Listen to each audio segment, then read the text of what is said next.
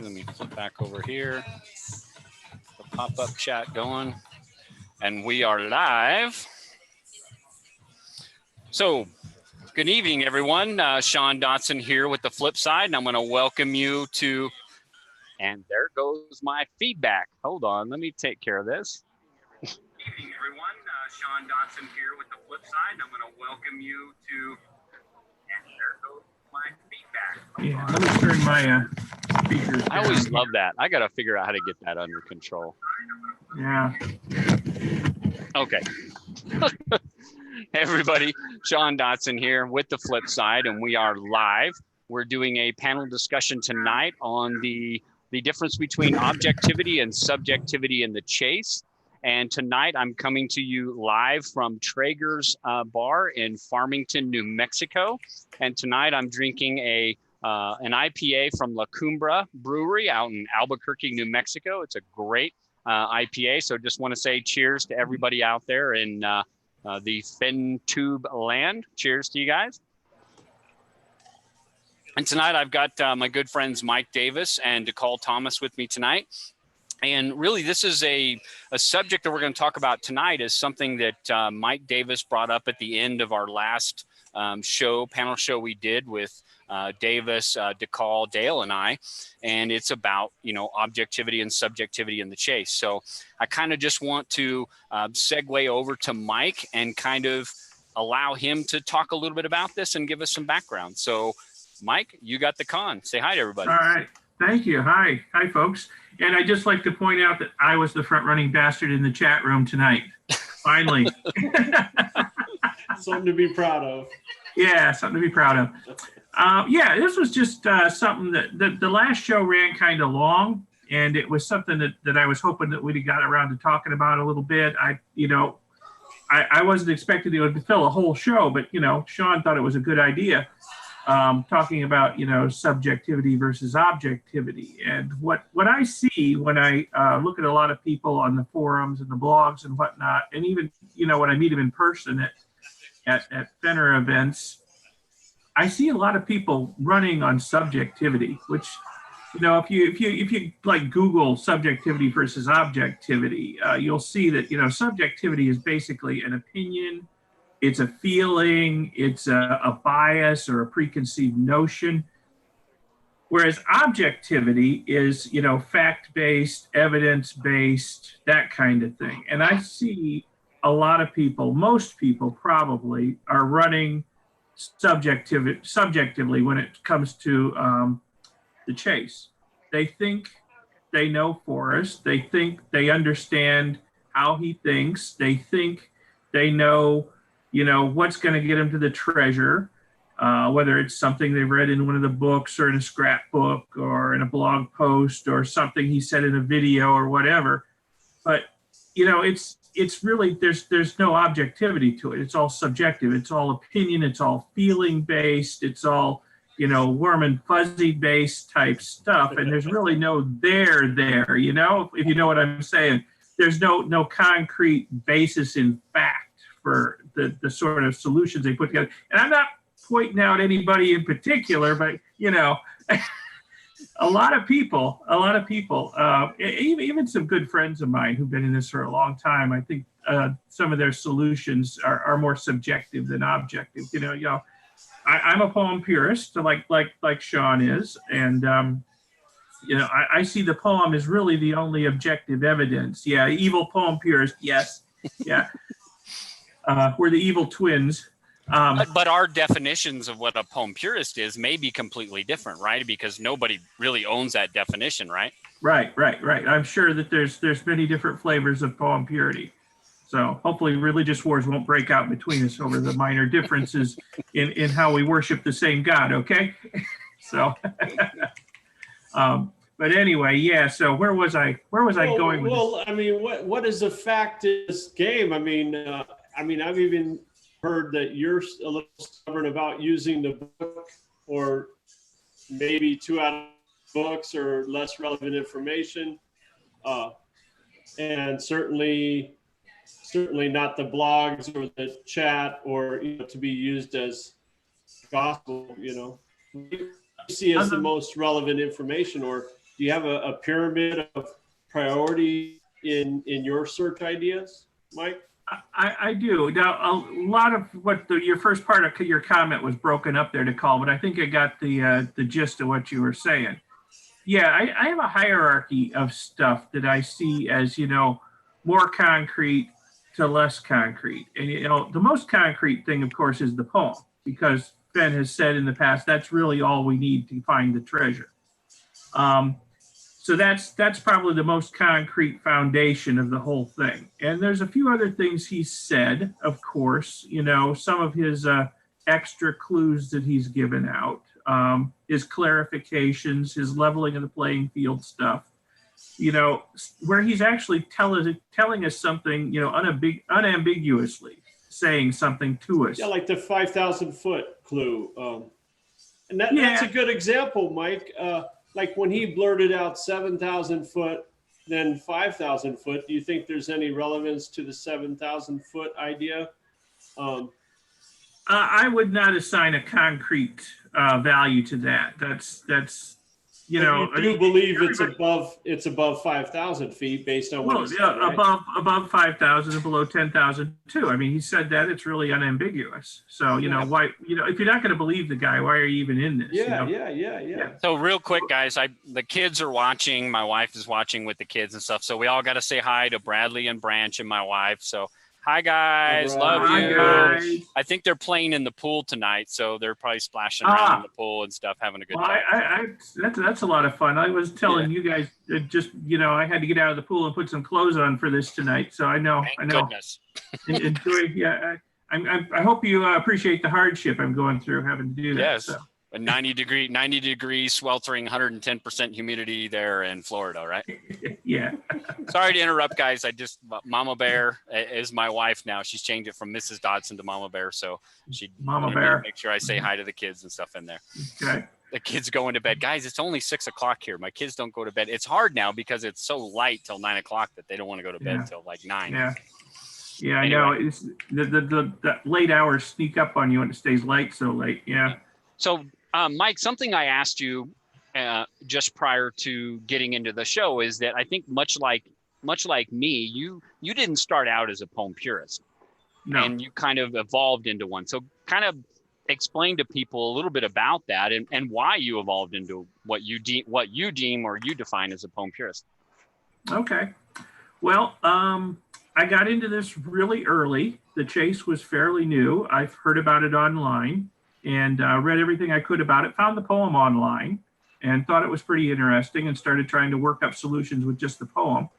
But I already had a vacation planned that was going to take me through Santa Fe.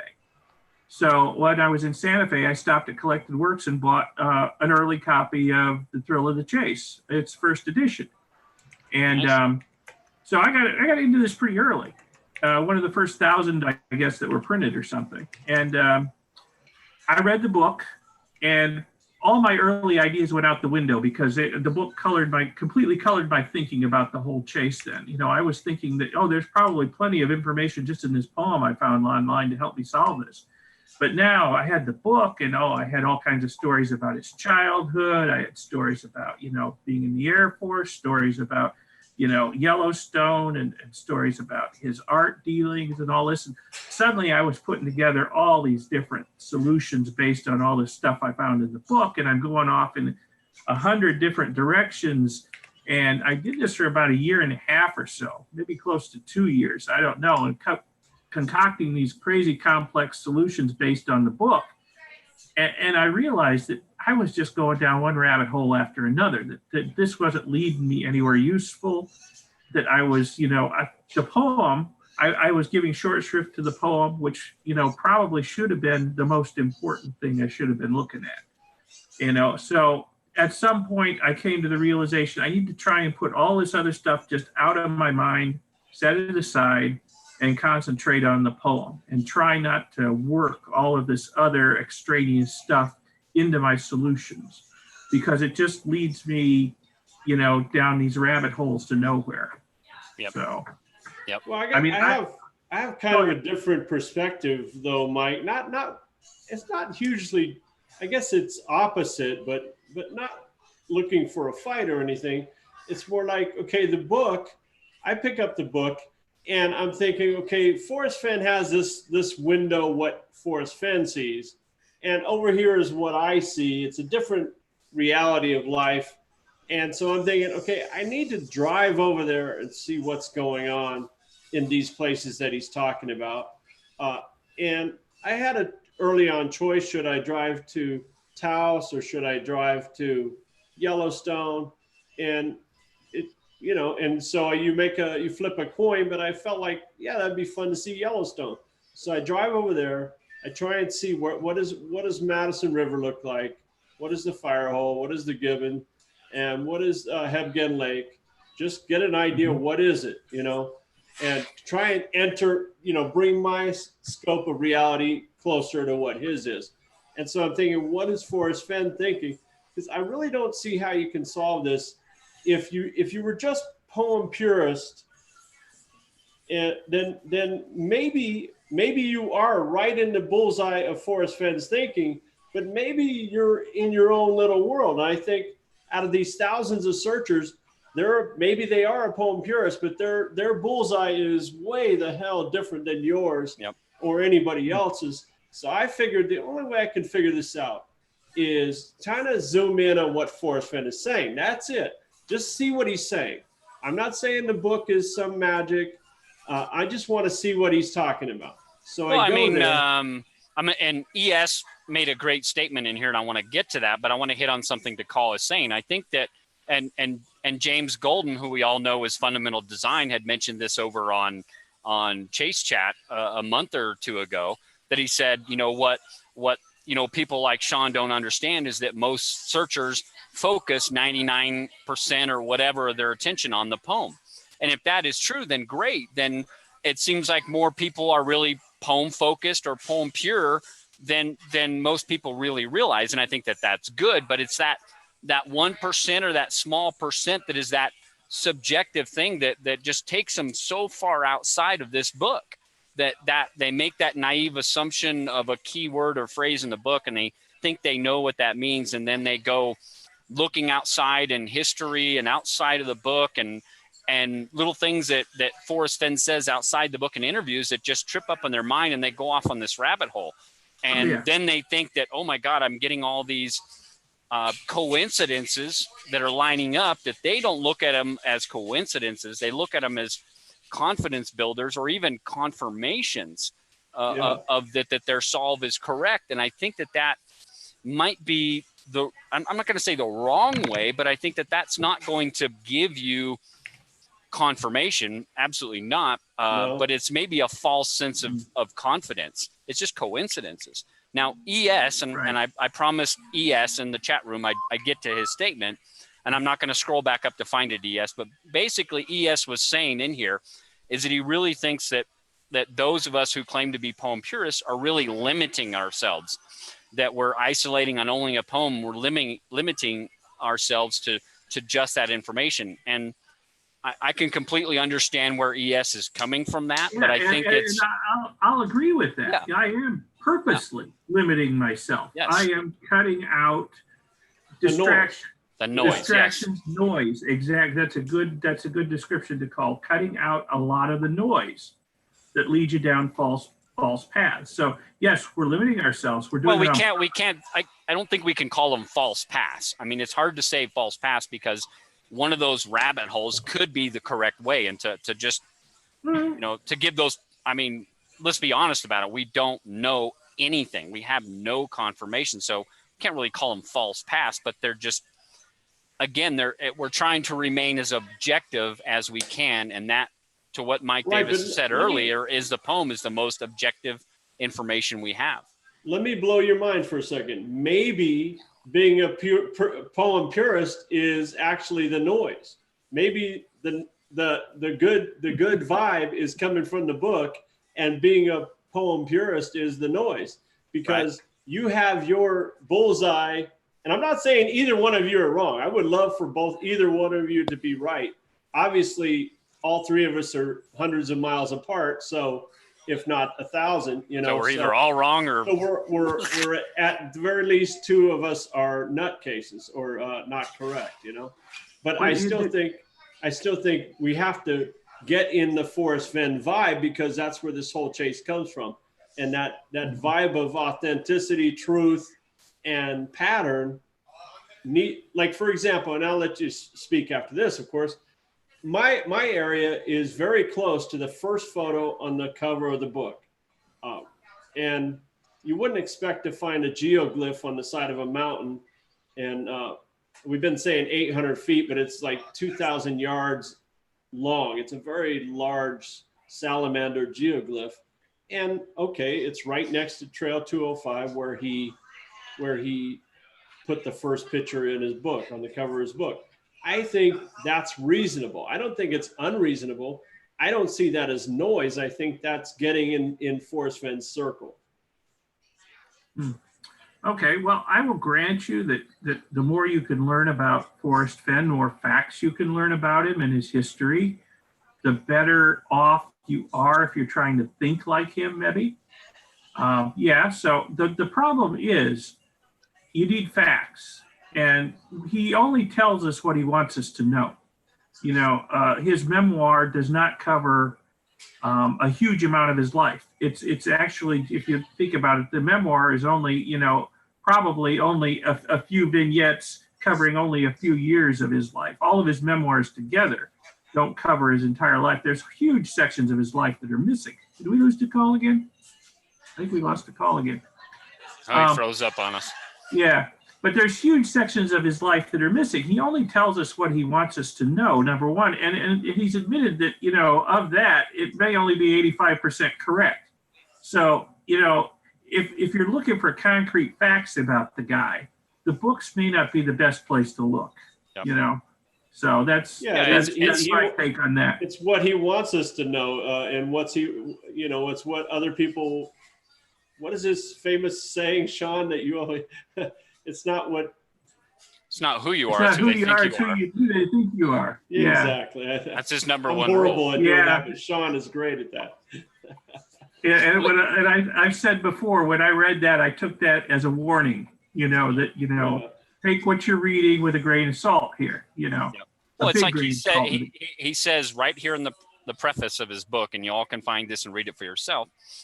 He says, all of the stories that mingle among these pages are as true to history as one man can average out that truth. Considering the fact that one of my natural instincts is to embellish just a little. Nevertheless, the story about my treasure chest is true. And if it doesn't stir your spirit, then I hope at least it brings a smile in one of your dreams. So the very first words in his book is he is telling you that the stories that are in these pages of his book are true to as best as one man can remember them. He's telling you, this is the best I can remember these things. But one of his natural instincts is to embellish these stories a little bit. So we know that the stories are only to the best to his memory, and he's probably adding some of that stuff to them. But the treasure story, like he says in here, is true. That is the one thing that we know. That whole story of gold and more in there is true, because it's the closest story we have to him actually hiding the treasure. You know, it's that. Right. It's not, you know, back in the 1960s in Vietnam. It's not back in the 1930s. It's not in the 40s, 50s, or whatever. Or when he got cancer. It's right there, fresh in his mind from the time that he hid the treasure to probably the time that he finished writing the book. It's the closest thing in his mind. So it is the closest thing to truth that we have in that book, like he says in here. So again, you know, if we're trying to remain as objective or sticking to the facts that we know to be facts, it seems to me that if we could narrow that box, you know, if the box is the book, get back in the box, and that box could be the chapter Gold and More, and then even more so, just the poem is the most objective information we have to be able to follow precisely to find this book. And everything else outside of that poem can be completely subjective to our biases and opinion, you know, of our emotions. And I pulled up the definitions here, and I'll read them directly. But the definition of objective is of a person or their judgment not influenced by personal feelings or opinions, considering and representing facts. And then subjective is based on or influenced by personal feelings, tastes, or opinions. So, and I got to get back over here. So there's a clear difference between objective is just, it's not basing something on one's feelings or opinions, and where subjective is when you're basing your decisions based on feelings and emotions. And there's, in my opinion, there's absolutely no way to completely eliminate subjectivity, because we are just individuals. We're human beings. Are like Mike, a great question he asked for us back in 2015, I believe, about specialized knowledge, because will our specialized knowledge, whether you're an astronomer, whether you're a welder, whether you're a salesman, or you're even an English professor, will your specialized knowledge help you to solve this? And he's basically saying no. The book will lead an average person to his treasure. And I think that was a great question by Mike. I know I've brought that up a couple other times, but holy cow! Is that what Forrest Fenn? Is that what Forrest Fenn said, that the book will lead the average person to the treasure? I think I said the book is enough to lead an average person to the treasure. The book, yes, of course. And that was Mike's question, but Mike is not a huge fan of the book. That's so ironic. The book has the poem in it, so that was an answer he gave to another question. Will the book lead you to the treasure? Yeah, the poems. The book does have subtle clues sprinkled in the story, so he should include that, because they can help a searcher. They can aid a searcher. They're not deliberately placed to aid the searcher, but they are there to be helpful if you can recognize which one of them are. And Forrest Fenn has said that's part of the fun, is trying to figure out which one to use if you can. And let me remind you, but they lead you down so many fun rabbit holes, in my opinion. Sean is the one that burned his book because it was becoming a distraction. Now I have a new one. I personally love the book. Sure, I have lots of alignments in the book, and my thinking is I don't have to have that. That isn't gospel just because I see these beautiful alignments in the book. But I don't know where else do we get anything of value in this game? Where do we find truth in this game? Where do we find something? I mean, since he's had 8 years and he hasn't given us any confirmation out of his mouth saying, we're barely hearing that a couple of clues have been solved. We haven't heard anything specific. I think he's afraid that he'll accidentally narrow it down. Oh, yeah. I suspect Fenn is a really great poker player, because he's not giving anything away. Not at all. He's got a hell of a poker face. Yeah. Well, I said the other night in a Fennsomnia, and I went over Forrest Fenn's, advice to searchers going back to, 2011 to 2018. And his first advice in 2010 in that first interview was telling people to get the book, and to read his poem. And then in 2011, it was book and poem. And all the way up to like 14, 15, it was book and poem. And then all of a sudden, 2017, it shifted to him telling us to get back in the box. And then he started saying, go back to the poem. The poem is the information you need. And then even in 2018, he's telling people, good advice is to simplify if you can. And he's, when asked in the 2017 6 Questions with Jenny, when she was talking about, after 6 years, what is your advice to new searchers? And he said, I said something to the fact that no, fresh eyes might produce a winning solve. I'd advise new searchers to look for the clues in my poem and try to marry them to a geographical place on a map. So he's shifted from, poem and book, all the way to simplify and go back to the poem, get back in the box. And what does that whole get back in the box thing mean? Decall, what does that get back in the box mean to you? It means different things to different people. I haven't seen anybody in the game change their way of thinking or change. They know perfectly well what Forrest Fenn is saying, but still you're holding to your style of poem purity, and I'm holding to I friggin' love the book and Forrest Fenn and Hebgen Lake, and I love everything that Fenn talks about. I actually think that it's kind of built in by God in personality.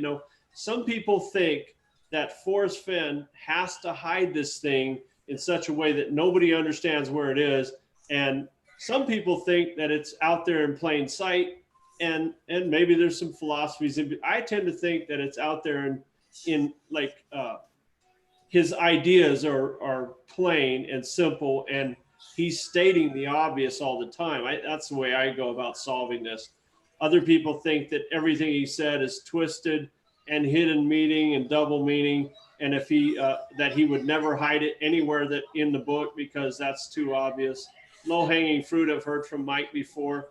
I love low-hanging fruit. I'm gonna sort through it all, and there's plenty of. But actually, I would never change myself, so there's no point in me even being rational about this. I've got. You would never change yourself ever? Well, I'm not overly interested in this treasure. I'm interested. Okay. You know, you know, as a businessman, Mike, it doesn't make any sense to keep chasing this treasure. You got much better odds at starting a business in any category. You're going to make 100,000. You're going to make $1 million. You're going to make whatever you decide to make in a business. But this treasure hunt, only one guy is going to walk away with 3 to 5 million minus taxes. Okay, so that's sucky odds to me. But I am interested in my one solve. I think it's a very significant find.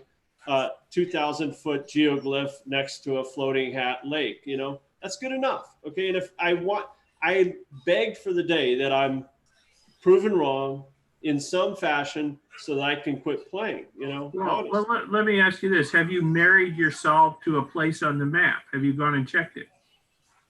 Oh yeah, I've been multiple times, and in my mind, it's very simple how I arrived at my area, okay? And I've explained it to Sean plenty of times. I may have explained it to you or others, but to me, it's a very simple, follow the Madison River down, bam, and take the first creek up. That's it. That's all I do. I don't have anything complicated about myself, but I am this kitchen sink sort of guy because everything matches to me. So maybe I am nuts. Maybe I'm very good at matching, you know, bizarre objects, you know, but I could be, I would be happy to be wrong at this point. I would love to be wrong. Well, you see, I've come up with multiple solves over the years. Some of them led to very specific places, and, you know, go there, look, it's not there. It's like, okay, rip this solve up and start over again, you know. So I've gone through quite a few solves over the years. So, and I have a couple that, you know, aren't quite so straightforward, where they don't lead to a specific place where, you know, it's going to take a while to figure out whether they're right or not. Yep. Well, the question I posed to Decall was, what does get back in the box mean to you? And Decall made a good point. He said, it's going to mean different things to everybody. And he's absolutely right. You know, that's where our confirmation bias comes into play. When he tells me to get back in the box as a evolved into a poem purist, I look at that and go, oh, okay, well, that's just confirmation of my belief that the poem is all the information we need, and that has to be the box. You know, that's just my tendency to interpret new evidence from the architect himself as confirmations of pre-existing beliefs. So for him to tell the whole community that we need to get back in the box is just confirmations of, oh, well, I'm right because I'm a poem purist, right? I mean, I have to admit it. I mean, it's a perfect example of confirmation bias. Does it make me right? No. Does it make me wrong? No, absolutely not. But you've got to ask the question. He's telling us, he's not saying get in the box. Okay. The key word in that phrase is he's saying get back in the box. That implies that at one point in time in this chase, people were in the box. They were in the confines of whatever box he's talking about. Whether you think that is the book itself, whether you think that's just the chapter Goldenmore, or you think that is just the 166 words in that poem, that is completely up for debate. But we've got to. It's kind of the spirit of the game, and for me, that means Yellowstone area. I've heard Toby make great arguments about New Mexico. And I believe Mike has had some good arguments about New Mexico. I don't think he's talking about a state, though, Decall. But the spirit of the game, though, sure. The game. I think he's talking about the pure information. Yeah. I think he's telling us at one point in time, I don't know when that changed, that there were people that were in the box. They were thinking, and that might have been, I mean, go back to when he was telling us that people had solved a couple of clues and got within 200 feet of us. That was in as early as what? At least 2013, if you go to the Moby Dickens interview, right? So that was November of 2013, what, roughly 3 years into this, that people had been within 200 feet. So how much noise did we have back in 2013? How many scrapbooks were they? When did the first scrapbook come out?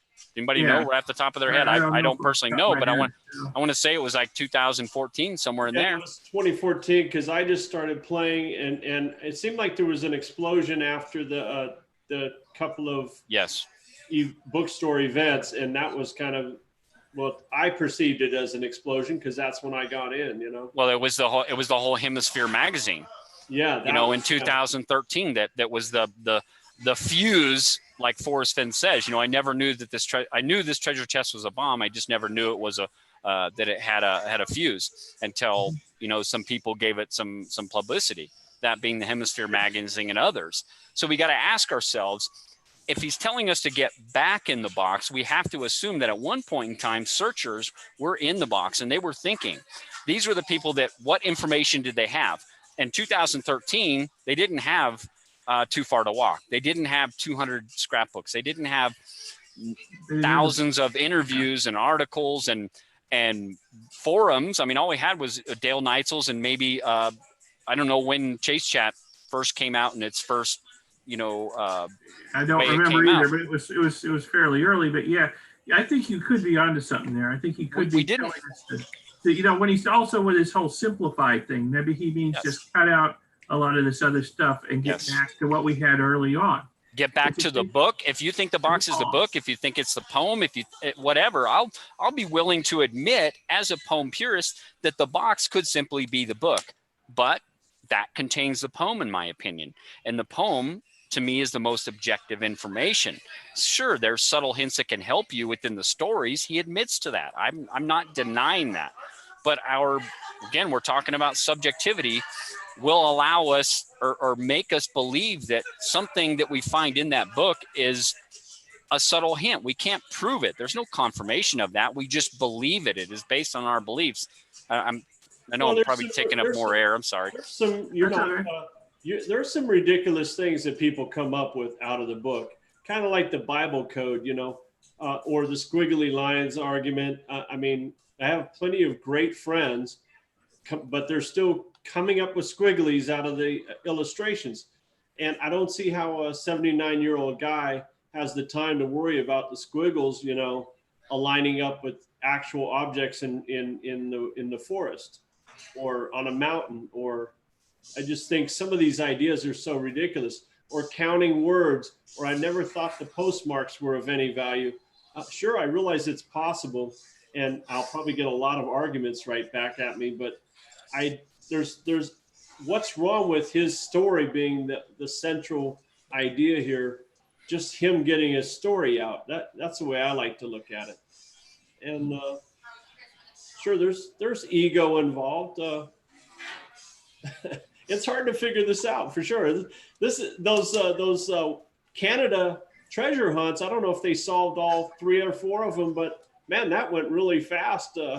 Forrest Fenn must be proud to last 10 years when Canada's either the Canadians are way smarter than us, or they have really bad puzzle making skills. You know, I mean, it's one of the two. I mean, they're way too polite about their puzzle making, I guess. Maybe. Yeah, right.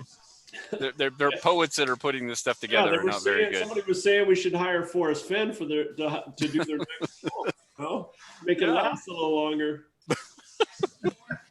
So what is that whole, you know, get back in the box mean to you, Mike? I know.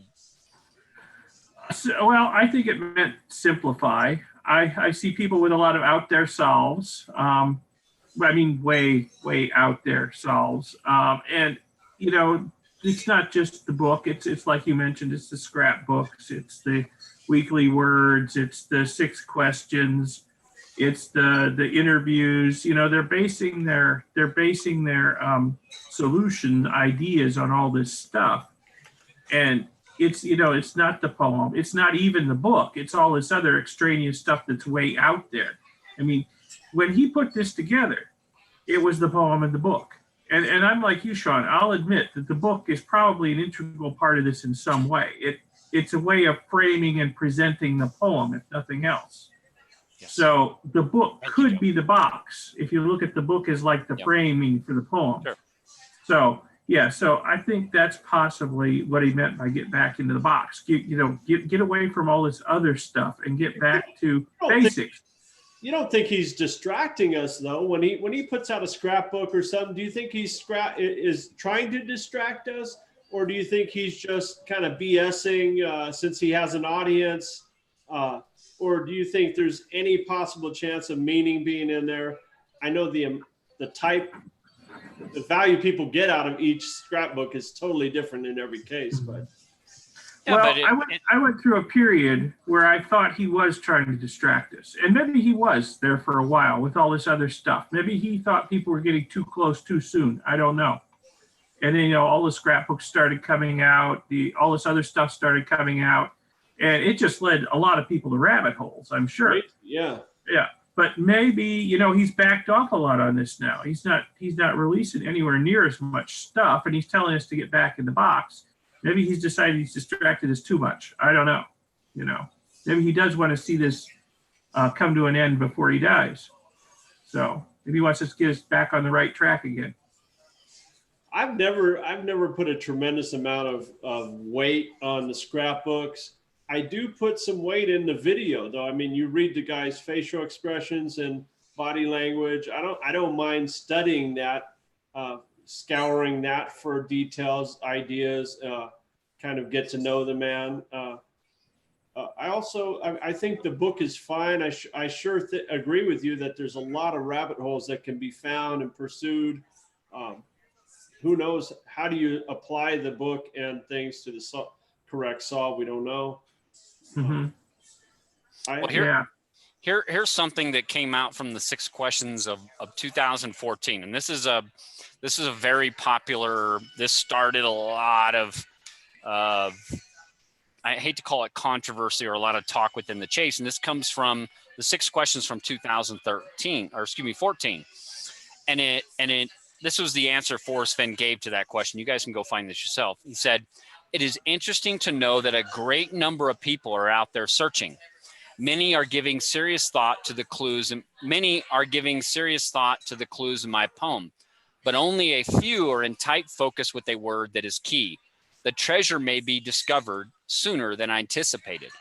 So what strikes me about that is that Forrest Fenn says many are giving serious thought to the clues in my poem. So I think that may have been what Forrest Fenn was saying, but only a few are in tight focus with the key word. People were focused on the poem, and they were in tight focus with a word that is key. And a lot of people, there's a lot of conjecture out there what that key word is. Words that are not even in the poem, and words that are in the poem. And there's as many opinions on that as what the 9 clues are. But what he's saying there is that people are giving serious thought to the clues in his poem, and the treasure may be found sooner than he anticipated, So was his thought that the treasure may be found sooner than he thought was because people were giving just serious thought to the clues in his poem and not going so far outside the box, or outside the book, looking for answers, and that they were focused on a word that was key, whether you think that's within the poem or in the book or a made up word, because you sent an email to them, we don't know. But again, I think he's trying to focus us on what is the important thing, which I personally believe, again, confirmation bias, poem purist, is the poem itself. But you've got to go back to that 2014 question. What is he saying? The treasure may be found sooner than he anticipated because people were giving serious thought to the clues in this poem, and we're on tight focus with the word that is key. If they're focusing on the clues in the poem, then that key word should be a keyword, not, there could be several keywords in that poem. Something in the poem that a lot of people are overlooking, possibly. And yeah, I've always said for years and years that people give the first stanza short shrift. A lot of people just dismiss it as some sort of intro, and I've said that. Okay, well, I thought you were a 9 clues, 9 sentences guy. You're going to ignore one of the 9 sentences? I still think it's a clue. I think that one, the second line in there says, and with my treasures bold, stands out from the fact that he says, as I have gone alone in there, I can keep my secret and hint of riches new and old. He can do those two things because he's gone alone. So that line, and with my treasures bold, just stands out to me that you could take. I mean, this is messing with the poem, obviously, but you could take that line out of that first stanza and the first stanza still makes sense. As I have gone alone in there, I've gone by myself to do this. Two can keep the secret if one of them is dead. I can keep my location a secret, and I can hint of riches new and old, whatever you think that is.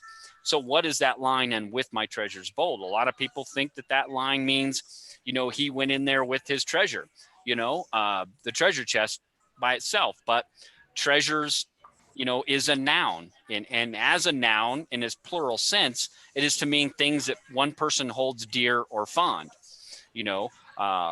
and if it's a person, it can't be like his granddaughter or his wife or his dad or anything like that, because then he's gone alone. It can't be something, a person. It's got to be something that's, I hate to call it inanimate, and you could call it the treasure if you want, but, it could be something completely different. Those things that are bold, another word of bold is things that protrude, stand out, are eye-catching, those types of things as well. I went into that in my last Fensomnia, but I think I still look at it as an intro, because it is, as I have gone alone, it's in the past tense, and a writer usually writes the intro to something after it's been completely done, after they've already done all the writing. It's the last thing they write. It's potentially the last clue because of its past tense. Again, I could have written the poem before I hid the treasure, but I didn't. To answer some questions and save others from being asked, I did follow the clues in the poem when I hid the treasure, although I hid the treasure before the poem was complete or completed. He's admitting to the fact that there were parts of the poem that were written afterwards. Yeah, Look at the tense nature. That first stanza was written afterwards. What does it tell us? I love the first stanza. I love it too. I think when this whole contest is over, we're going to see that the first stanza is probably the most brilliant part of the poem. I mean, even back when we were in middle school writing girls' poems or whatever we were doing, or a lot of people, when they write a poem, that first part of the poem usually is top notch, and it tapers off in quality from there. You're putting the bottom line up front. One of the basic, principles of writing is you're putting your key statement up front. Your opening sentence is so important. But you're right, Mike. A lot of people tend to overlook it since the reemergence of the New Zealand interview and saying that the first clue is begin at where warm waters halt. So they completely overlook the first stanza, or say that completely negates the 9 sentences, 9 clues. And I completely understand where they're coming from. I have to admit, I understand where they're coming from. And if you want to write a book that really, or a story or anything that really grips people, you got to catch them in the first few sentences or first paragraphs. So Fenn must have put something in there that's important. There's something good in there.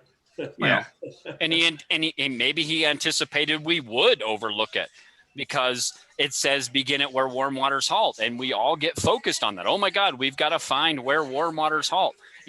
That's where we start. It's obviously the directional clues. I can't personally, I don't read anything in the first stanza that is telling me this is where I need to start.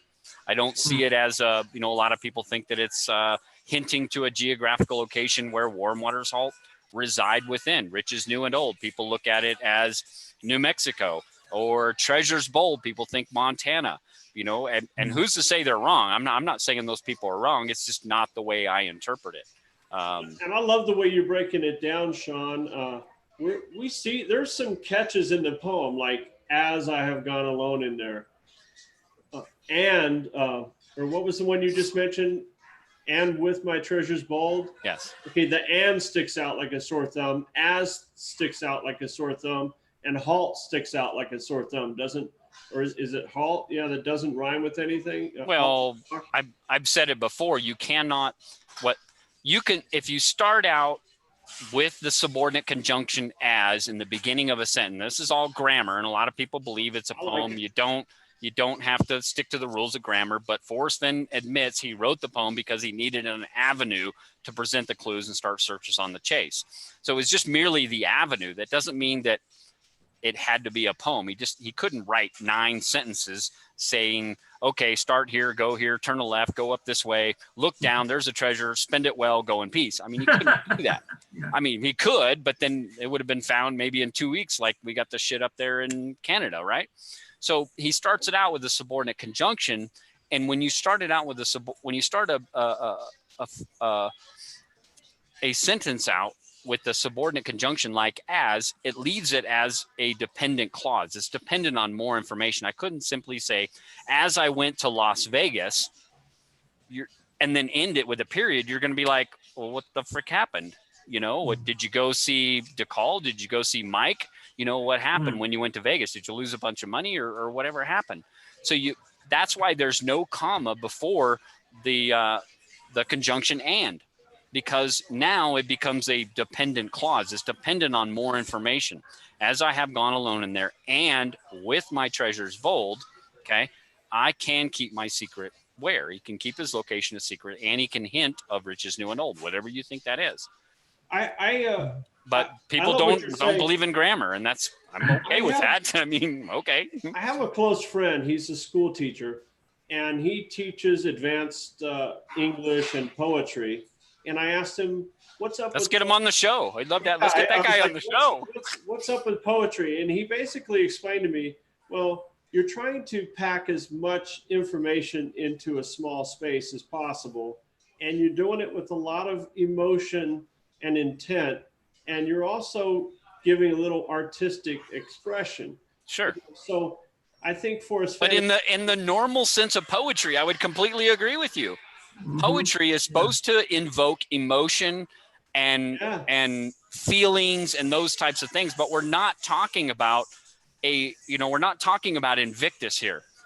You know, we're not talking about those very key, poignant poetry that's out there. We're talking about. I don't know about you guys, but Fenn's poem doesn't move me like a lot of the great poems out there do. You know, there doesn't seem to be a lot of emotion in it. It's supposed to be a map to the treasure. It's a roadmap to the treasure. Yeah. Yes. It's not. Poetry was just the avenue. It was just the avenue to present the clues, and that's why it took this man so long to put this thing together. I mean, if we were to. I don't know how long it took these guys in Canada to put their treasure, things together. I mean, I don't know if it took them 15 years or not, but it took guys a week, 2 days, a couple of weeks to find these treasures out there, right? Yeah, but this man, you sparked this off, Sean. You were saying that a poem could have just said, turn left, turn right, go down, look up. Sentences could have, but he put it. He masked it. In my opinion, he masked. The methodology or the way to decrypt this thing by putting it in a poem. He couldn't simply just put it out there. Canadian guys, they're just trying to be clever and leave a good impression. But Forrest Fenn probably has a good deal more invested. Of course he does. Something. Probably his legacy. His legacy, absolutely. Yeah, yes. for sure. And so, and I do think it is a work of art for him. And then, so I'm wondering, if I was Forrest Fenn, what would I be trying to accomplish with the poem? And I doubt there's any fakeness about it. I think it's a very sincere and emotional to him what his base message is. Maybe none of us understand it. Maybe we do. Of course, I feel like I do in my own way. I think there's a lot of deep meanings there.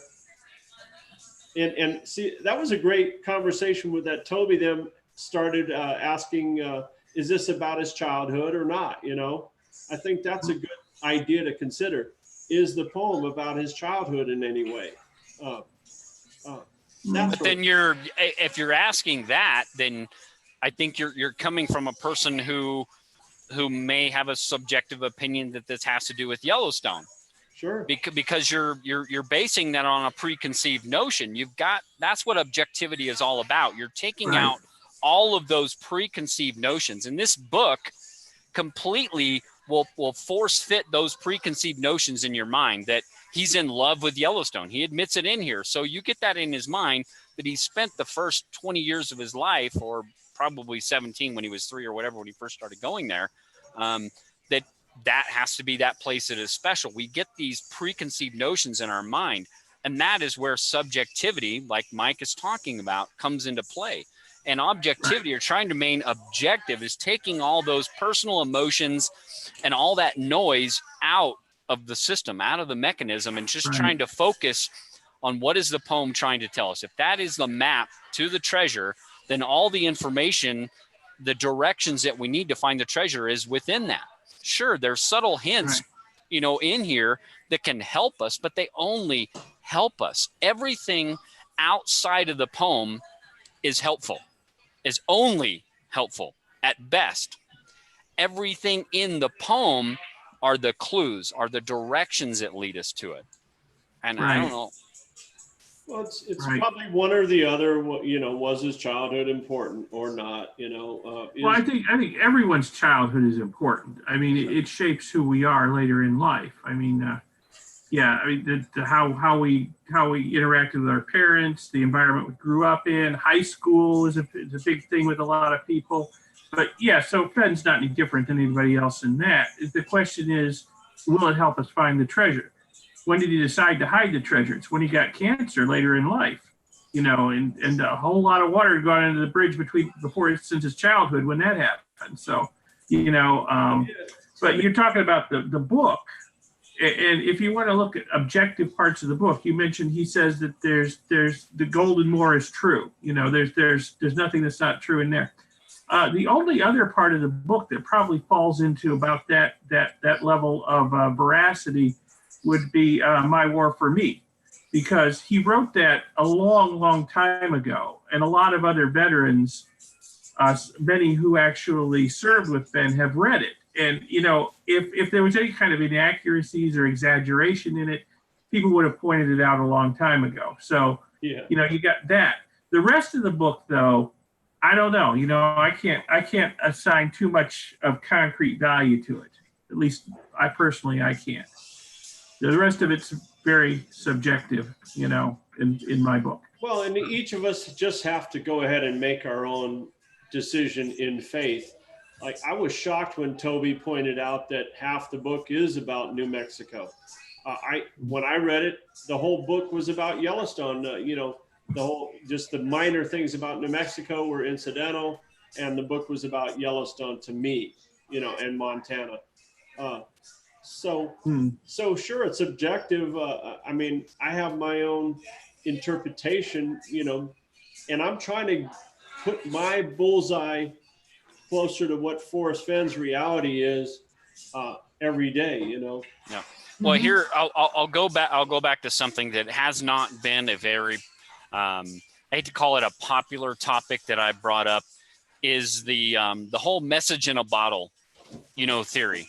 And that is kind of comparing, the thrill of the chase to that of a message in a bottle, where an outcast on a deserted island will write a message of, about themselves. He will tuck it in he or she will tuck it in a bottle, throw it out in the vastness of the ocean, hoping that somebody would eventually find that message and either rescue them or at least know what happened to them. And I think, and I kind of was talking with Sasha over on Treasure Chaser about this, and we were talking about the catalysts of, the treasure hunt. What was the main catalyst of him, deciding, like he says just prior to the book, indecision is the key to flexibility, and that's why I waited so long to hide the treasure. And he says that just prior to the poem. And he's stating that, he's kind of a procrastinator. So what was the catalyst? And Sasha Johnson did a good job of explaining what she thought was a catalyst that started Forrest Fenn to put the treasure out there when he did. And that was the 2009 raid. And I think she did a really good job. And I think a lot of you that haven't read that should go over to Treasure Tracer and read what Sasha said.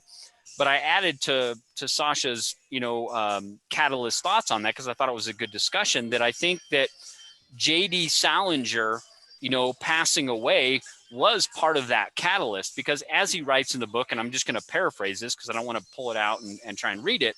He said that, as fate would have it, J.D. Salinger died and everybody was talking about him. And even Diane Sawyer said that he was such an important person that he, hid away all these books in a vault so nobody would read them, and it sounded like my kind of guy. So if he's hiding all these things in his vault so nobody would read them, and it sounds like his kind of guy, here it is, Forrest himself has this treasure chest hidden away in his own vault and realizes that J.D. Salinger had died and these books never saw the light of day. No one ever read him. And Forrest Fenn's got to be thinking, okay, I'm reaching age almost 80, like my good friend Eric Sloan, who died standing on a street corner, as he talks about in the preface to his book. He's got to be thinking to himself, I'm almost 80. This J.D. Salinger guy died with his books in a vault. I've got my treasure chest in a vault. Was the death of J.D. Salinger the catalyst that really propelled the book to get written and Forrest Fenn to hide that treasure chest? And I think this ties into the whole point of why parts of the poem weren't written until after he hid the treasure chest, because maybe he had procrastinated so long to finish the poem that he's realizing, oh crap, I need to get this thing out there so I don't die in my sleep like, a heart attack, like his good friend Eric Sloan did. So he's got to get out and get this thing hidden. So again, I think the book really is the vessel, and J.D. Salinger's death was the catalyst for him to write his book, to go out there and put it out there and put this whole thing together. So it's just a vessel. Again, all these stories in here, like he even admits, are true to the best of one man's memory to put these things together. And he likes to embellish. So they're fun. They're stories. They contain subtle clues to help you out with the clues, but we can't figure out what they are. The book is, in my opinion, just the vessel to put the poem out there, which may be the box that we all need to get back into, and all this other stuff out there, this noise and everything else is just no way you're going to figure out what the subtle clues are. Golly, I mean, we've got so many different things, Decall. You're right. We've got 2,000-foot salamanders out there that people like. We've got elephants out there. We've got Atlantis, that Bill Gorman likes to talk about. There's so many different ideas that are, we've got astronomers out there, and I'm not talking about you, Mike. We're talking about others that think that, that the stars have something to do with it. And I'm not saying these people are wrong. I'm not saying they're wrong. I'm just saying they're. You remember he said, grab every banana? I know people who think that means the banana belt of Colorado. Must mean the banana belt of Colorado. Absolutely has to. So, it's there's so much stuff out there. You could take a list. You could take any list and find a solution to this to this poem. You could do it in the Bible. You could do it with any database. You could do it in any town in America. Oh yeah. So really quick, guys. I hate to interrupt you. We'll keep going on this, but it's almost 7:00. I know Toby's going to go live here in a little bit, guys. If you guys are Toby fans and you want to go watch Toby, we may continue past 7:00. You're not going to hurt our feelings. If you want to go over there and watch that, please do. I'm not trying to step on anybody's toes. We may go a few minutes over that. We may shut down a couple minutes after. But if you guys feel obligated and you want to go watch Toby, please do. I'm not trying to stop you. Please do that. So, sorry. Go ahead, guys. Keep going. You just my thought's gone after that now. I don't remember what I was going to say. I know. I said Toby and I totally ruined it. It is spectacular, the stuff that people come up with. Now, they come up with Fenn Mountain and Forest Creek. Oh, yeah. And there's a lot of good ones. They probably have found every word in the poem in some brilliant fashion on the map. Or, it really bugs me when they've got three degrees of separation between their idea. When you take quickly down and turn that into fast down, and then turn that into anything, something, Jackrabbit Trail. Okay. Well, you're talking now. Now you're beating up on Roll Tide. I know No, you are. everybody does this, and I have tried honestly to keep it like one layer deep. So if one word doesn't match, if it can't be a series of things in a row that match, because that really drives me crazy. These degrees of separation between the poem word and something that aligns. It's something we all do. I mean, it's probably messing with the poem, but you read the poem and you look for synonyms, Yeah. what is he really trying to say, Yeah. and then you may come up with an idea for a synonym for a certain word or phrase in the poem. I mean, and then you take that to the next level and look for a synonym for that, and Forrest Fenn does that. Forrest Fenn does that to us when even in the the questions with the middle school, when somebody asks him, what does warm mean to you? And he says comfortable. He's giving us a synonym to that word, comfortable, right? But right. I'm going to say something here. A lot of people are not going to like this probably, but warm is very subjective, right? I mean, Mike, can you look up the dictionary word of warm? Does it tell you what temperature? Does it tell you a temperature? No, but it's something I said in the first few minutes of this show here tonight, that it's all subjective. It's a warm, fuzzy feeling, Yes. That kind of thing. Yeah, it's comfortable. What is comfortable to you, Mike? Yeah. It's comfortable to you having a roof over your head, making X amount of dollars that you can pay your bills. I mean, is comfortable to you a temperature? I mean, what does all that mean? It's a subjective thing. It's completely subjective. Some people think they have to go for the most obscure definition of that idea to be creative and unique and correct.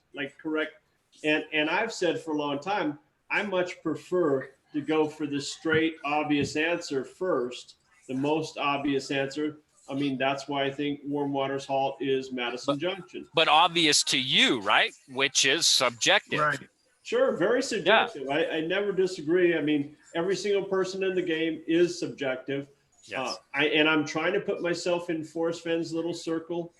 But what's not subjective, in my opinion, is words.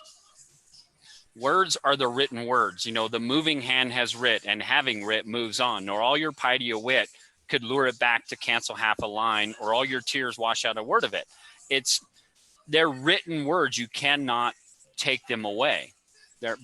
And they do have somewhat of concrete meaning. Now, each and every noun, adjective, and somewhat can be somewhat subjective, but the words that surround those nouns or adjective give you the context of what that writer is trying to tell you. And I think that's why, in my opinion, poem purity and sticking with just the words in the poem and not making naive assumptions about words is so key, is that you have to understand every single word that is surrounded by every one of those words in there. Forrest Fenn said, you can't ignore any of the nouns. The nouns are some of the most important words in our English language. Every other word surrounds those things. You're basically saying, Sean, that the poem is your foundation. Absolutely. And how can you be wrong with that? But in my opinion, you could still be wrong with it. Yeah, there's lots of ways to be wrong. I mean, Forrest Fenn is the key to all this. What were his intentions? What did he hope to accomplish by writing the poem? That would be the best way to solve the poem, is understanding that. He won't tell us that. We might be able to construe a theory based on the book or based on his videos or based on anything that we see. And it's hard to get it right. I personally want to go this way and Sean wants to go this way of looking at the poem and I want to look at the man. Okay. I honestly do want to look at the man. It seems like that would be a good strategy, and it's something that I tackled in the past too, trying to learn as much about the man as I could, so maybe I could think more like him if I understood, more of his life experiences and views on things and stuff like that. But I think in a way it's just another rabbit hole. I think he thinks he's told us everything we need to know to solve this, and if we spend years researching other stuff about him, we may be looking at stuff that isn't going to help us. So, I'm not trying to fill in all the I mean, blanks.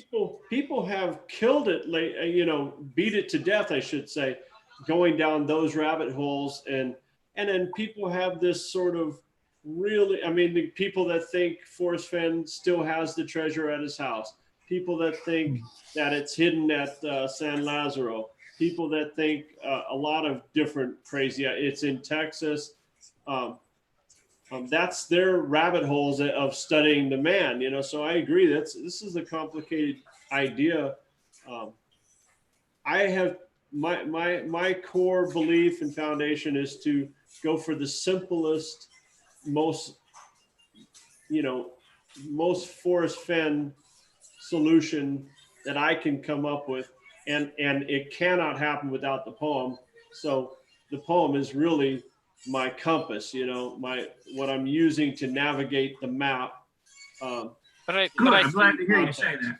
But I think everybody would agree with that is their compass. Just like I said in the beginning of this, James Golden said over on Chase Chat. He said that Sean or the poem purist would be surprised to know that 96% or 99% of the people focus just on the poem. Great. That's what we've been preaching. You're so close to being a poem purist that it's ridiculous. It's that 4% or that whatever percent of your mind that trips up that gets you so far outside the box and looking into historical figures and historical events and other, naive assumptions about keywords and phrases in that poem that just lead you off on these rabbit holes. Well, yeah, and I can speak from my own experience early on before I became, more of a poem purist. I would read these stories in the book, and I would think this has to be relevant somehow. This absolutely has to be relevant. Yeah. So I would look at a location in the book or something from the book, and I would start trying to marry the poem to it. And that's where I think where I would go wrong. I would start with a preconceived notion that this has to be, important to solving the poem somehow, and then start trying to solve the poem that way based on that notion. And that led me astray every single time. Let me read something that's people go wrong. Let me read something that's very pertinent to what you're saying here. And this comes from a featured Q&A or mysterious writings from April 15th of 2016. And a lot of you will remember this one, but this is what the person said, and I'll read Forrest Fenn's response. It said, Mr. Fenn, being a newcomer to the chase and classifying myself in the little girl from India group as I live in Cairo, Egypt, I very much doubt in the near future, at least to pay a visit to the Rockies. But just in front of my laptop has opened up so many avenues of seeing and learning about the region and its indigenous people. So, Mr. Fenn, you got that right. It goes on to say, knowing that the poem has been written in an obtuse way, with all of us having great ideas about the solve, some of which are so intricate, sensible, logical, and still wrong, it certainly makes for a great puzzle. Forrest Fenn responds, obtuse means annoying. So in continuing your thought, I will toss that word right back at you in paraphrase. If all of you have such great ideas about the solve, how can they be wrong? So, and that goes back to it. Why are all our solves wrong? Because they're so intricate, so obtuse, and so far outside the box, so far outside of the poem, so far outside of this book, because we get so many things that trip up in our mind and we go out these rabbit holes. So he's telling us, he's asking us, if they're so intricate, delicate, and precise, how can they all be wrong? We have to ask ourselves, why are we all so wrong in our solves? That's a question I pose, I mean, is it because we're so subjective and we allow our biases to lead us down these rabbit holes? Is this book nothing more than ways that lead us down to believing that a waterfall has to be water high because he talks about us? Why are we so wrapped around, or fascinated by waterfalls, like Forrest Fenn says? Yeah, that's a good one. Yeah, definitely. I think we're all overcomplicating it. I think we're all bringing in stuff that doesn't belong there. All of us, even those of us who try to be poem purists. Yep. Yeah. Yep. I mean, Absolutely. I see it in myself. I see it in others. But we can't help but look for confirmations. We're humans. We want the only confirmation, and I've said this time and time, and I've been beaten up ever since we've had that thing, is the only confirmation is going to be recovery of the treasure. And everybody's like, Right. There has to be confirmation. There has to be something. So what do? We go outside of this book. We look into history. We look into every coincidence we can find to try and find that confirmation that we're right before we go out there and look. And it's unfortunate, Decall, you live in Vegas. Mike, you live in Florida. I happen to be fortunate enough to live within the southern part of the search area to be close enough to go out there and test theories. Some people can only afford, time wise or money wise to go out and search once or twice a year. And I empathize with that. I understand that, you can't go out there and test. So we're constantly looking for confirmations or things that give us confidence that our solve is correct. And if you go out there looking for it, you're going to find a plethora. I'm going to say it wrong. Somebody's correcting me on this.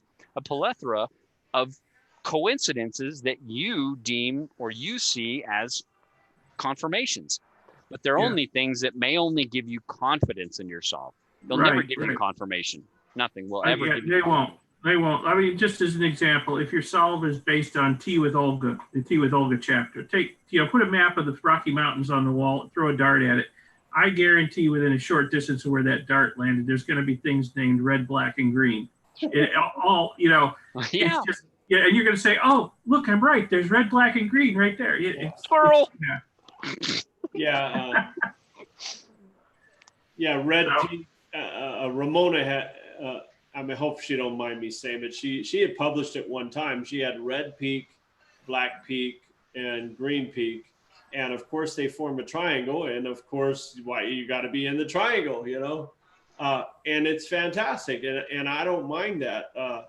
I love how it lines up. How can you argue with that? But guys, someone in the chat just said they could make this all fit their backyard. Yeah. Guys, I've been doing a poor job of watching the chat room. I haven't seen, the flip side come up or anything in a while. So I'm just going to go back and look through here. And I see, okay, Larry had said something. He said, at the flip side, I understand poem purity. The poem brought me to my search area, but the poem also told me to hear him and listen to him. Good. The final clues may be in plain sight.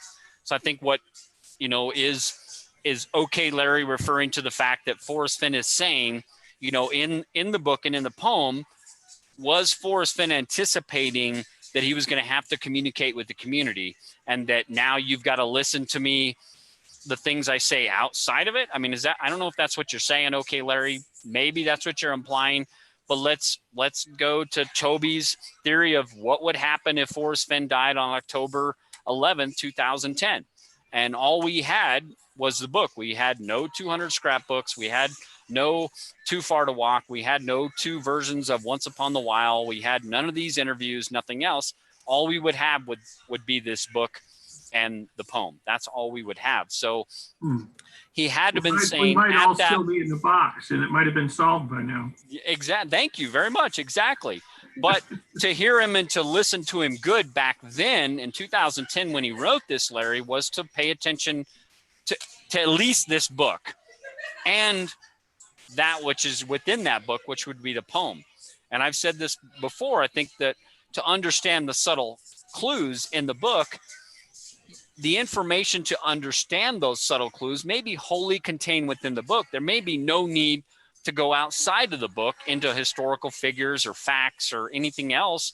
Books by Hemingway, Redford, Fitzgerald, J.D. Salinger, anybody else's, Omar Kamar. I've got his book, whatever his damn name is. I got one of his books, all those things. There's no need to go into those things. Everything is right here.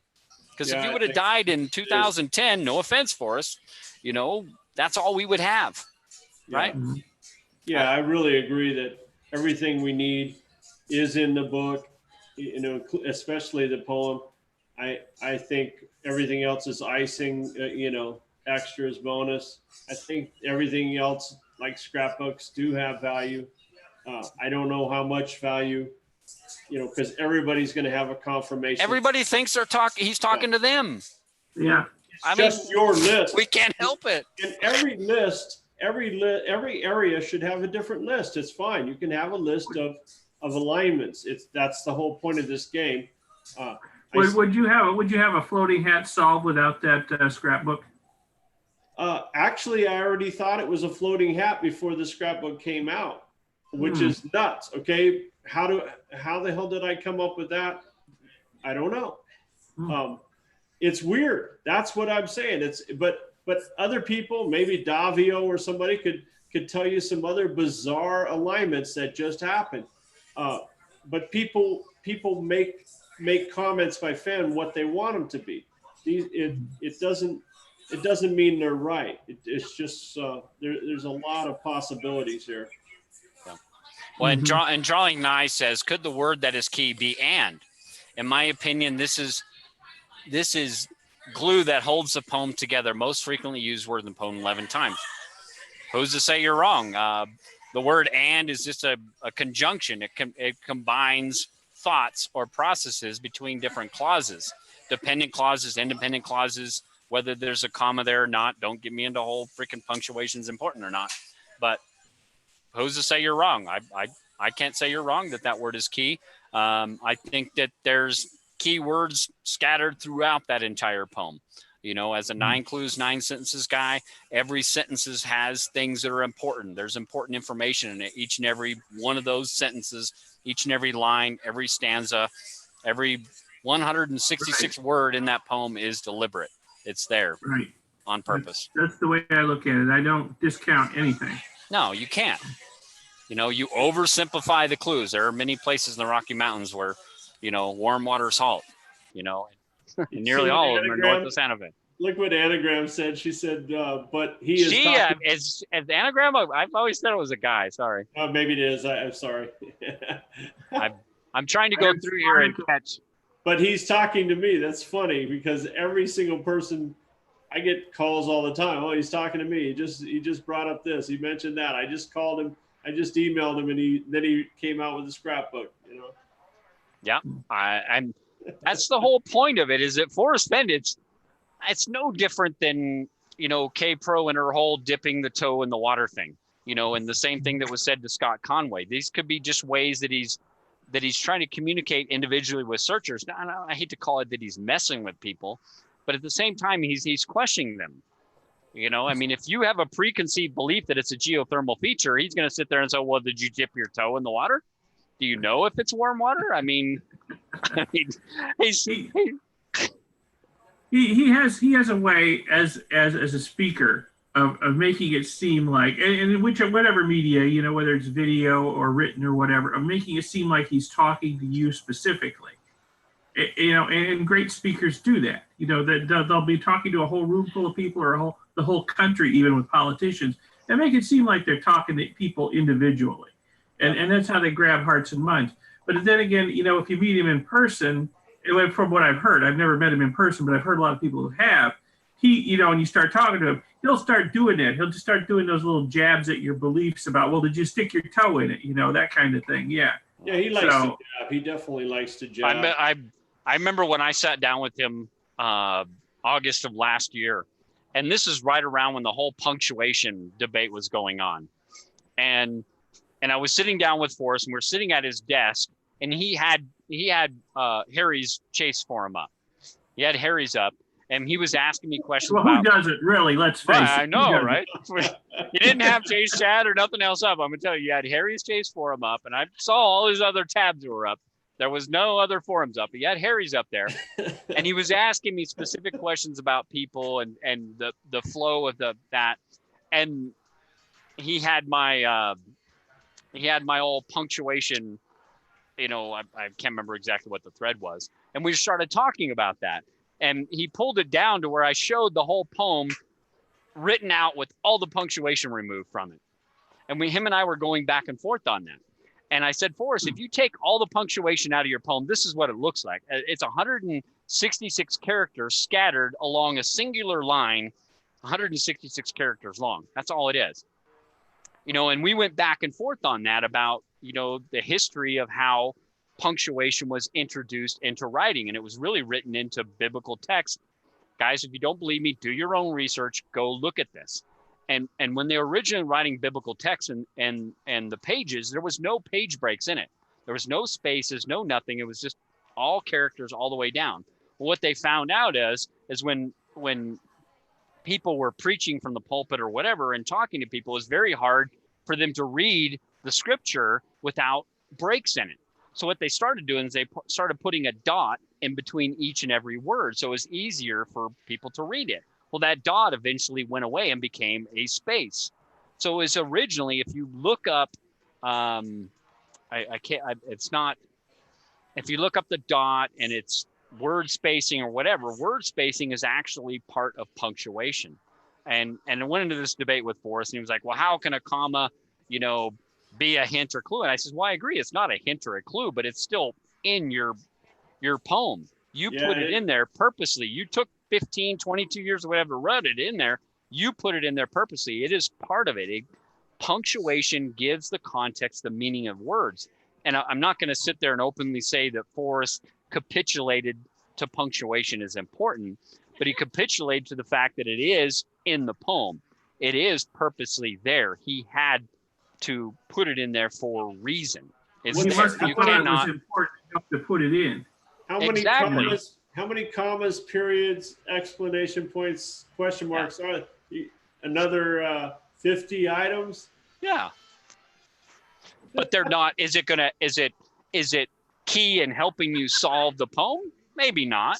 But they still help you give context to certain words and meaning and everything, in my opinion. Without it. I mean, It's how Sean gets his 9 sentences, 9 clues things, because Yeah, it's also how I get 20 dislikes on every single one of my videos, because I still think punctuation is important. I agree with Sean on the 9 sentences. Oh, why not? I mean, good point. I'm gonna go over here and like it right now, so we get one more like. There we go. So now I have 1 like. Thanks, Mike. No, it was a when I sat down with Forrest on that time, we never really talked about clues. Forrest Fenn never asked me, like it sounds like he asked a lot of people, what's your warm waters halt? He never asked me that. We never went into that conversation. It was a fun just getting to know the guy and who he really was. Asked him a few questions about. It wasn't really Chase related. I asked him, what have you learned in the 8+ years that you've been in this about? What have you learned? We're all learning something, but what have you learned? And it was kind of a canned response from Forrest. He said, I've learned that, 7% of the population is crazy, I have a feeling Forrest knew that long ago. Yeah. is that where that came from? The 7%ers? That came from No. No. That came out well before.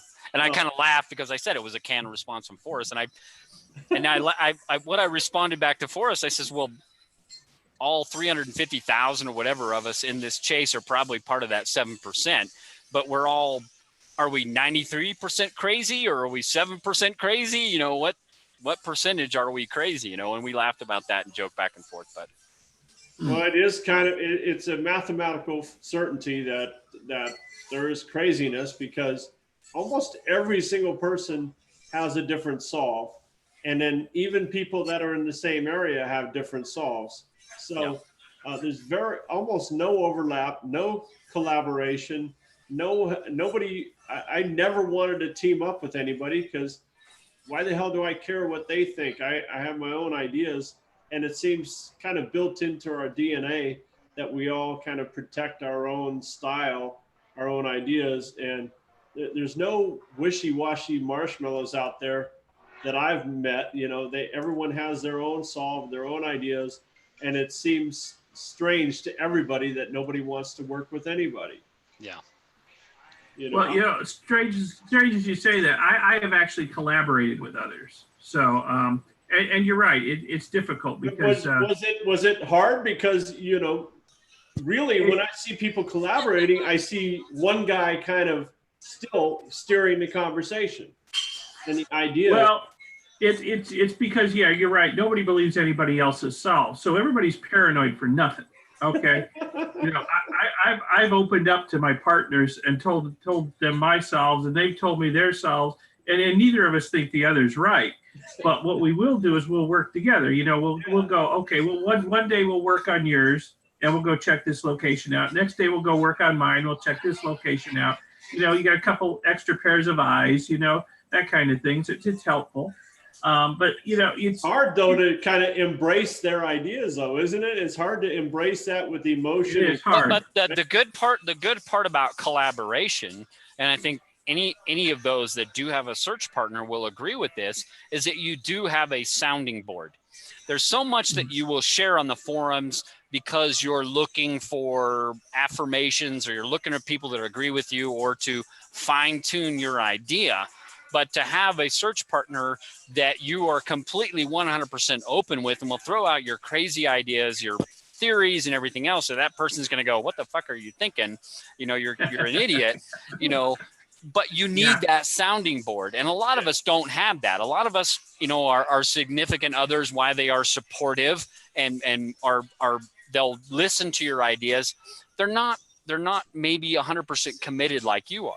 But when you have a search partner that is 100% committed like you are, and you're bouncing ideas off each other, you can check yourselves. Well, does that make sense with the poem? Does that make sense with, Forrest Fenn giving you the negative confirmations? That doesn't fall within above 5,000 feet. It doesn't fall within below 10,000 feet. It doesn't fall within that common sense, an 80-year-old man's not going to do it type stuff.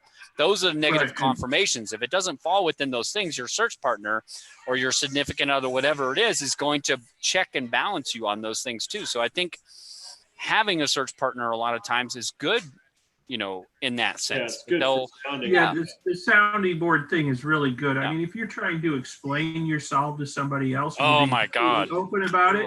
You're being completely open about it, and it's somebody who understands the chase, not somebody who's outside of it. Really, you could listen to yourself and say, this really is maybe a little bit crazy. Maybe I'm not on the right track here. Maybe this is just another rabbit hole. Yep. So. Absolutely. And the forums and even the YouTube videos are good for that. We put ideas out there. We communicate with the community, and people are like, oh, well, that kind of makes sense. That works for me, or whatever, and the same thing with the forums. It's a written media. Sometimes people interpret the written word different than what they interpret the spoken word. And when you get the mix of that, people that can communicate effectively on the forums and people that can communicate effectively in, like a YouTube video, it's completely different, and people interpret things completely different. There's plenty of people on the forums that write what I call complete gibberish on a forum, and I'm like, what the fuck are you talking about? But if I was to meet them in person or talk to them, face to face, like we're talking right now, I'm like, oh, that makes complete sense now. Well, because and it seems like gibberish if they won't reveal any part of their solve, because then they're speaking in circles. They don't want to reveal anything. Sure. And there's also a phenomena where people are so desperate for validation of their solve, or validation of their ideas, and there's there's delusional types that are expecting everyone to accept them as the correct solve and the brilliant front runner they are. People want recognition. They want it's why Toby is doing the whole, everybody has their own personal little sound wave every time they come on there or something. People want that recognition. They want that, acceptance from everybody else. A person gets in there, they get their personal little sound wave. Think it's fun, whatever else, but people want that. They want that recognition and validation, to call it stroke your ego or whatever else. It's kind of bizarre when you hear people speaking in the present tense as if we should conform to the truth as they know it, and that they have it correctly solved, and we're all wandering in this wilderness. Oh yes, and Mike, Crazy Family's beating you up over on Chase Chat because you were picking on poor Chris Yates because he says he has it all figured out. Well, you know what that shows? That shows that Crazy Family reads Harry's very closely. So Harry's is where it's at. That's where that shows that I read Chase Chat too. So I mean, it goes both ways. I still read Chase Chat.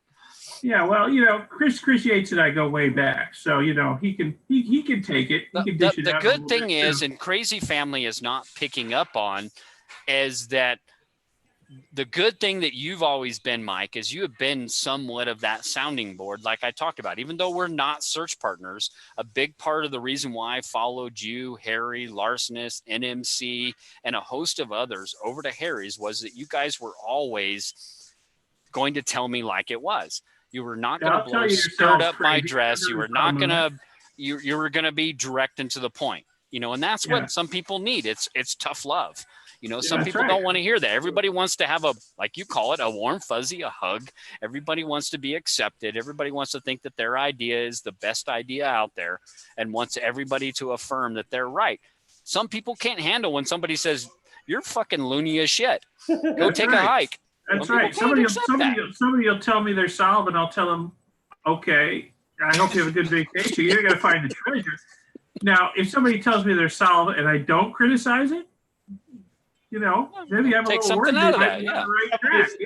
I mean, I've accused Mike of it's a pretty safe bet that over and over and over, him saying that somebody has the wrong solve, that's a bet worthy of Vegas every time. You could put your whole life savings that they have the wrong solve. A very safe bet. Mike, where are you at? We need Mike to come in here and we'll start polls. Even if you had it right, it's a safe bet. You know, it's 1 in a million. Maybe one person out of these 300,000. There's Chris. Chris is in here. Hey, Chris. Yeah. Chris is in there. Yeah, he is. I haven't seen it. M. Davis has a solid, insertable reputation as someone who can tell the obvious and look like a genius doing it. Okay. We all think we're geniuses. That was a good write by Chris. I like that. That was good. That's another way of saying it's not who you are, it's who they think you are. You know, you're living it. That's great. He thinks you're a genius, Mike. You are a genius. Chris, we're not trying to beat you up, buddy. He also thinks he knows where the treasure is, so maybe he's wrong on both sides. We know where the treasure is. I know exactly where it is. It's somewhere in the Rocky Mountains north of Santa Fe. Yeah. Oh, man. I mean, maybe it's a higher level of consciousness to admit that we certainly could be wrong. Speak in first person as if we may be wrong about our solve. You know, acknowledge that there's only, I mean, the mathematics of it, I've gone over it a million times. If every single person has a different solve, then everyone is wrong. And so it definitely proves that every single person is wrong by being different. The only possibility is that one person is right and all the other 100,000 are wrong, is a guarantee. Or there could be a lot of people who have the correct solve but haven't acted on it or acted far enough on it, you know. Yeah. Well, it goes back to that Forrest Fenn, you know, comment back in April 15th of 2016. If all of you have such great ideas about the solve, how can they be wrong? Is it because it is our ideas and not Forrest Fenn's? Yeah, beautiful. You know, it's our ideas. Again, why are you guys so hung up on waterfalls? Stop trying to force fit your ideas upon my poem. Or maybe it's a waterfall. Again, you know. I don't like waterfalls, but I mean, who knows? We don't know what the right answer is. So again, to wrap this all up, we're an hour and a half into this. You know, Mike, let's hear your conclusion, your synopsis about subjectivity and objectivity in this chase. Well, I'll say it again. I think that the people who are on the subjective path in this aren't going to get anywhere. I think that they're just operating on faith, opinion, preconceived notions, whatnot, and I don't think that's going to get them anywhere. I think you need to be more concrete, more objective. You need to focus on the things that are facts, that are known. You know, that Fenn has told us unambiguously are so. And there's plenty of room for confusion just in that small subset of material. You don't need to go getting all subjective and dragging in a whole bunch of other stuff. It's just, I think that's just going to guarantee failure. I mean, failure is already a big option, even if you pare it down to just this smaller group of stuff, because there's so many different possibilities. Yeah. So, but what is really failure? I mean, there could be somebody who is quote unquote the lead searcher that's in the correct area, you know, that is going boots on the ground and failing to find it, but he's in the correct spot. So is his failure in the fact that he's learning, or he or she is learning every time they go out there and they're building on that? In some of those other games that have been played, you see that people have found treasures and items and clues and hints in places that people were already digging or scratching or moving objects around. Yeah. So Minotaur Marino will tell you he failed to find it, but he only failed because he was 10 feet away from it. Yeah. You know, I mean, he was 10 feet away from that thing and he failed to find it and somebody else found it, but he was so close. I mean, he had everything else right. He just failed to uncover it. You know, I mean, I like Justin, but I mean, he'll tell you right off. If there is a lead searcher who's solved 2, 3, 4, 5, however many clues, and hopefully they are learning and they're getting closer each time. Hopefully they haven't, you know, given up and thought they failed because they didn't get all the way to the end. But you know, if your goal in this is to find the treasure, then failing to do so is failure. I mean, if you go out boots on the ground, you don't find the treasure. Yeah. You don't conclusively determine that you solved any of the clues, which of course you can't do until you find the treasure, according to Fenn. I guess you have failed. I'm telling you, the finder of this treasure, you know, whoever finds this, tenacity will never be one of their shortcomings. Right, exactly. But of course, I recommend. But I was going to go ahead, Decall. Go ahead, Mike. Well, okay. But I was going to say is that, you know, if you're looking at this just as finding the treasure, if you go boots on the ground and you don't find it, you have failed. But, you know, if you have other goals along the way to enjoy yourself, you know, to have, you know, spend time with friends and family while you're out there, to have a good time, you know, maybe you haven't totally failed. So, well, like Drawing Nigh is saying in here, and Drawing Nigh, I know you're saying a lot of things. I can't get every single one of them. He said it would be easy to give up. What if you have 9 clues solved, theory, but can't get to the treasure spot? You know, what if you have 9 clues solved and you're within 12 feet of it, you know, and you just haven't uncovered it and you give up? I mean, you're that close. You just don't know. You have no confirmation of it. Again, Forrest Fenn doesn't want to answer the question whether or not somebody would get within 12 feet of it and not be likely to find it. He doesn't want to answer that question that I asked him anymore. Sorry, Sean, better not answer the question. You know, he doesn't know. Just like that finder, maybe within 12 feet of it, may have 9 clues solved, 4 clues solved, whatever, was in 12 feet of that and can't find it. Because Mother Nature may have done her job over 9 years of blowing some weeds in there and covering it up. And I do think somebody is within, you know, definitely or has been, mentally has solved it very close to correctly, and doesn't have the chest in hand, and obviously, you know, you got to be careful. Don't risk your job. Okay. So the other 100,000 people, the odds of you being that one guy is very slim. So don't risk your job. Don't risk your marriage. Don't risk your life savings. Don't risk your health or your life. Don't do stupid things. Don't be late for work. Don't do any of that puts. And if you don't have that first clue nailed down, stay home and play canasta. Well, I don't even think that's the issue. I mean, sure, believe in your heart. Just follow your heart with the clues, because that's all we got is faith. We just got to believe what you believe. Oh, we're gonna get into faith.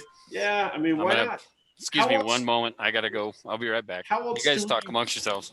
How else do we have any confidence in the solve at all? It's got to be on our own little interpretation, and you just accept that. But people are risking too much.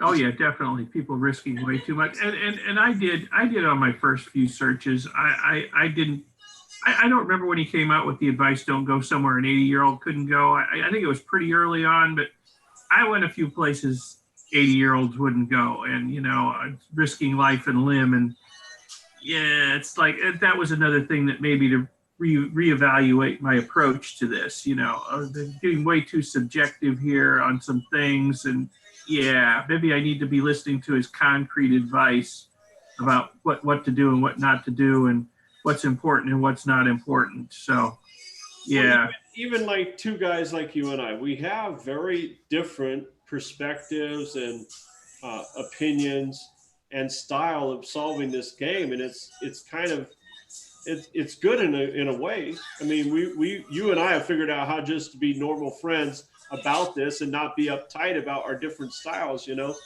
I'm totally fine with what you're doing in this game, you know, and at your pace.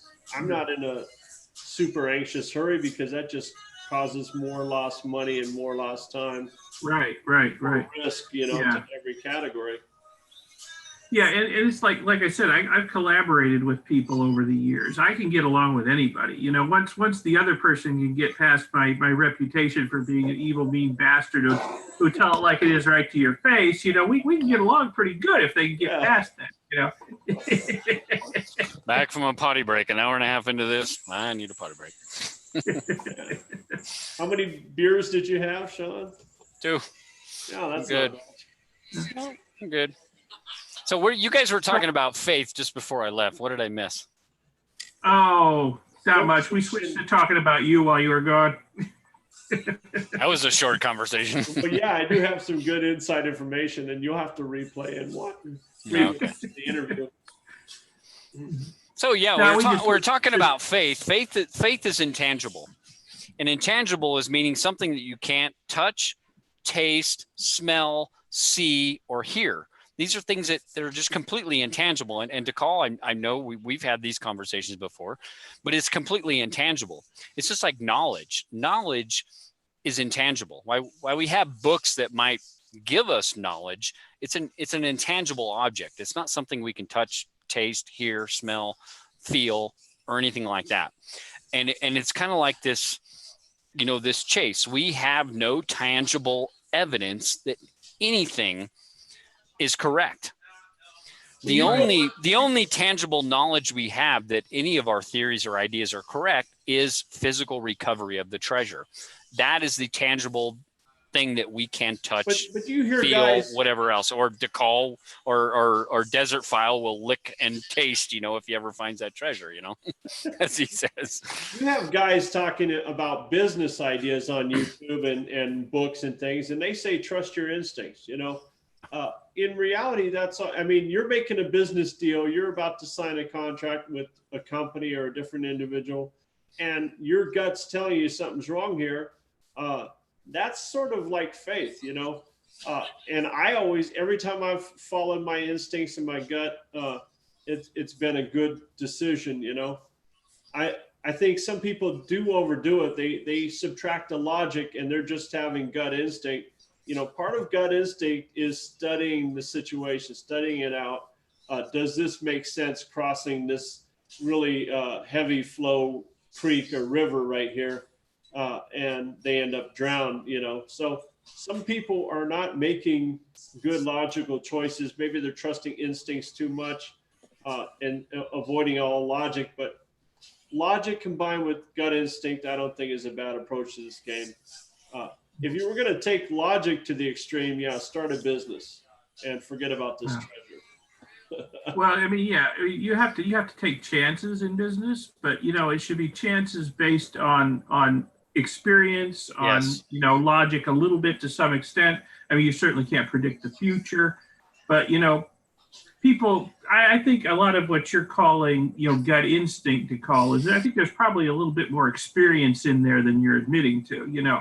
Yeah, if you feel something's not right, maybe it's based on some experience, not just on the gut feeling. Yeah, and where does that experience come from? You know, I mean, I'll give you a good one. You think somebody's going to go out there and find the treasure chest on a spring break, you know, with no experience, or it's going to be somebody who's gone out there a few times and had boots on the ground and learned from those mistakes or those failures, as you've called them, Mike? You know, are they failures or are they learning experiences? That's the thing.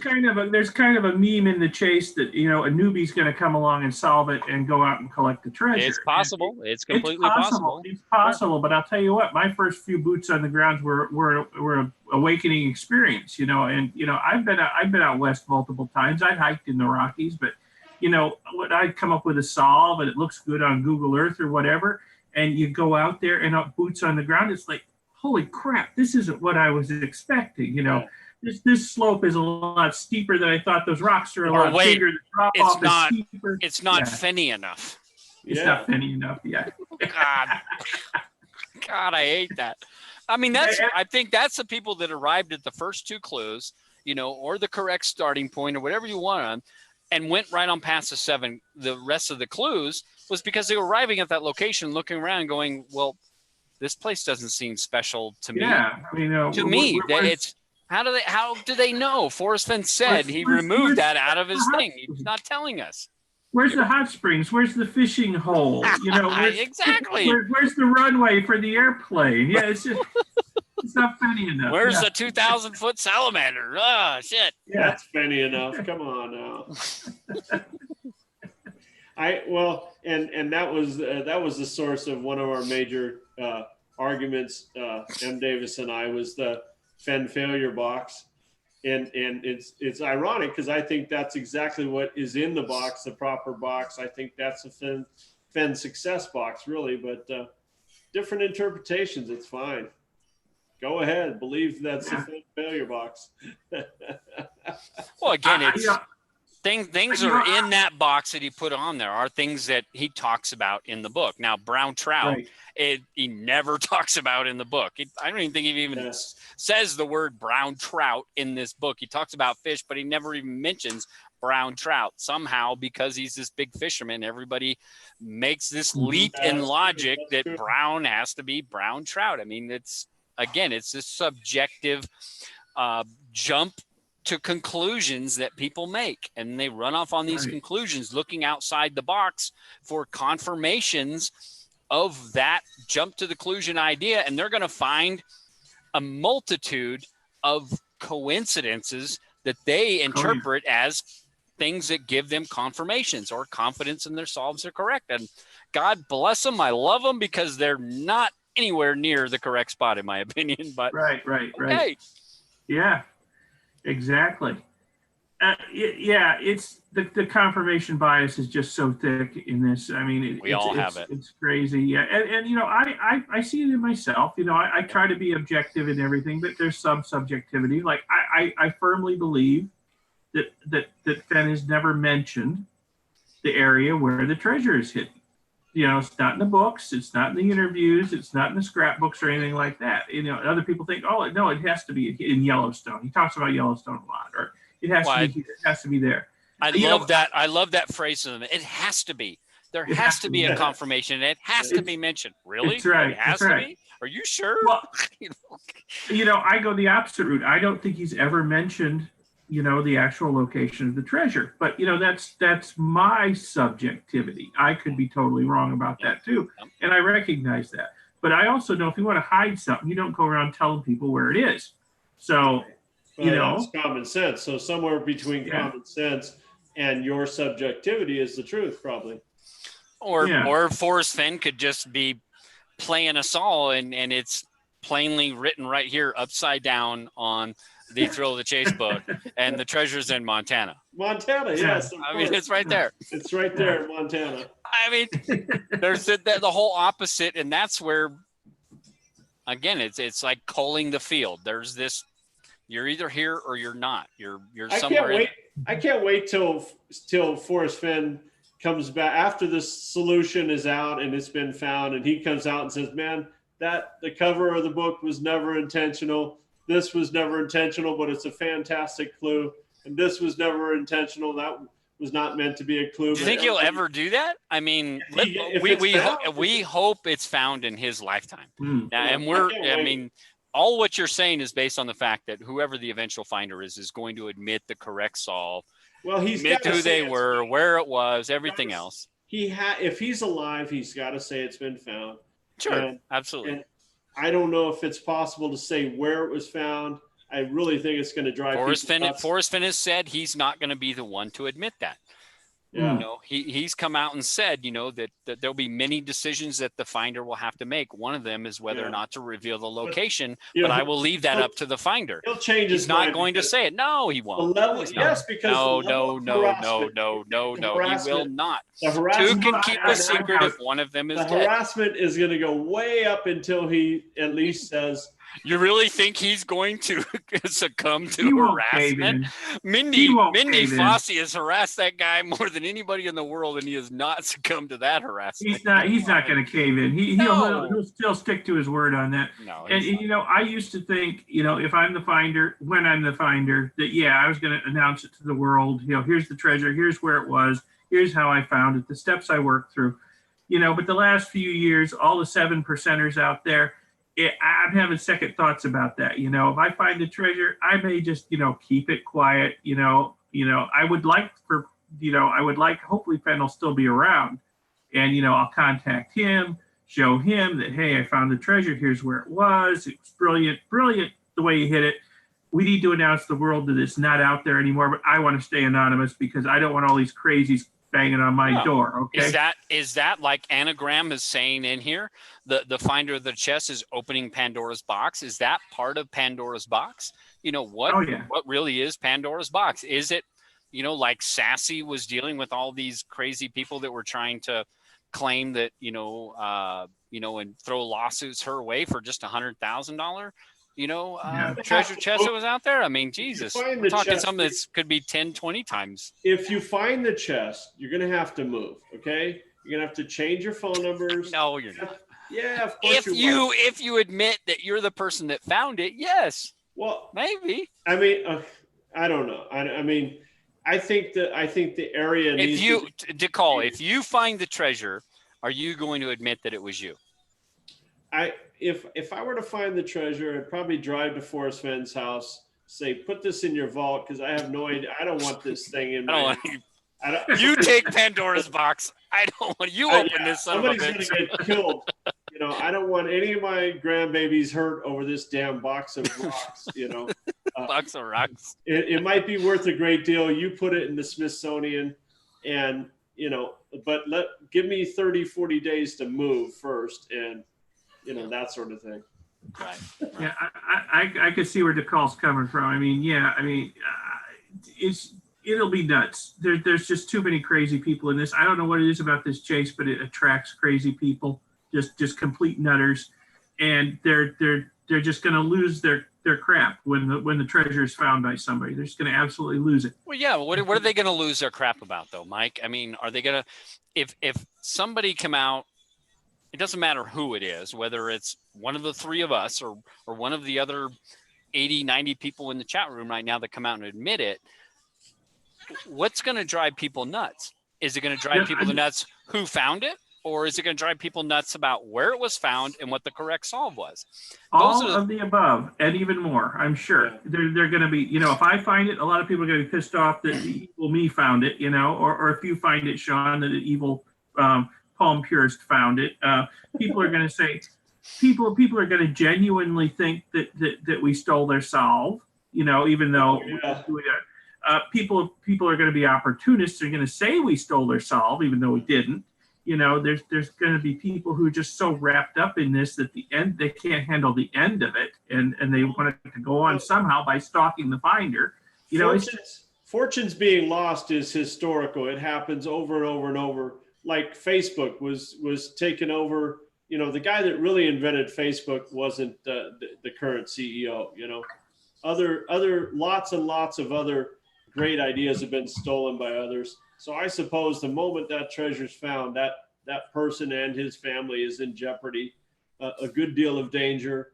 And then there's just the general clueless crooks out there who think you've got this couple $1 million worth of gold sitting in your living room, and if they just bust it down the door and shoot you, they can have it.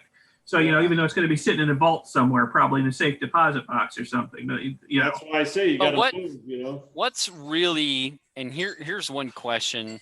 After sitting down with Forrest Fenn and him asking me, what am I going to do, if I was to find the treasure chest, and I told him bluntly, that's a complete secret because, David and I have talked a lot about this, and this is something, we don't share with a lot of people, but it's a lot different what most people think. But where was I going with this?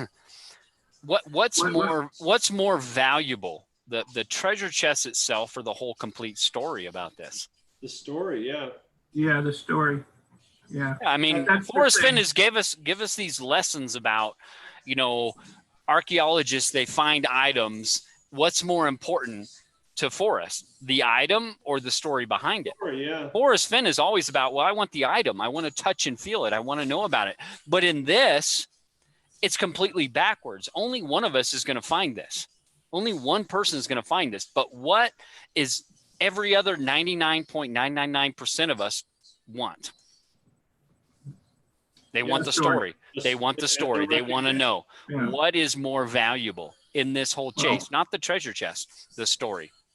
And first and foremost, people will need to know once the treasure is found that it has been found. So they're not out risking life and limb and wasting money and time still looking for it.